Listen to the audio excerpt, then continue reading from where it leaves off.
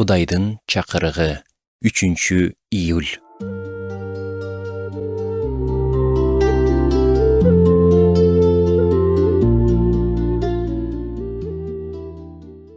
Киностудиялар жана Голливудтагы жылдыздар пайда боло электе Голливуд коос өрөөн болчу. 1885 жылы Дейда Уилкокс жолдошу менен 65 гектар жер сатып алып, ал жерге шаар курууну чечишкен. Бирок жөнөкөй шаар эмес.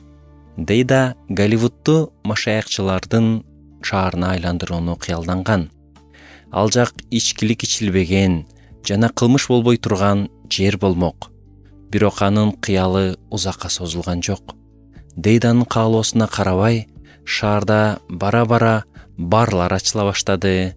Ал эми 1920 жылдары шаарга ийгилик менен кошо күнөөлөр да кирди.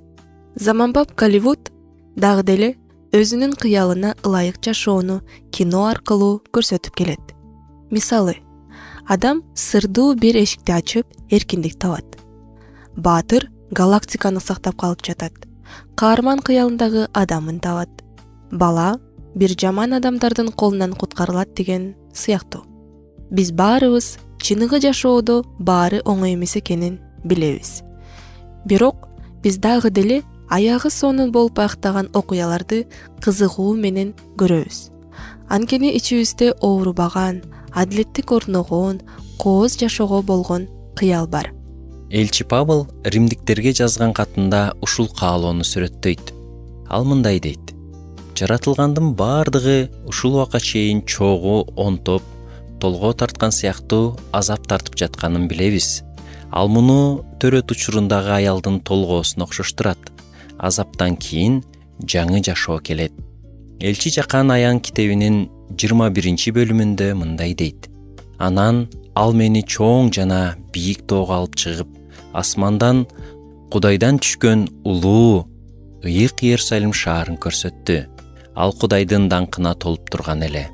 Ыйсага ишенгендер бул улуу пландын аткарылышын күтүп, өз ролун аткаруусу керек. Дейда каалагандай коомду түзүү жерде жашап жатканда мүмкүн эмес. Жашоодо азап жана күнөө дайыма бар. Бирок эң жакшы кабар: бир күнү Кудай баарын жаңыртып, кемчиликсиз дүйнөнү жаратат.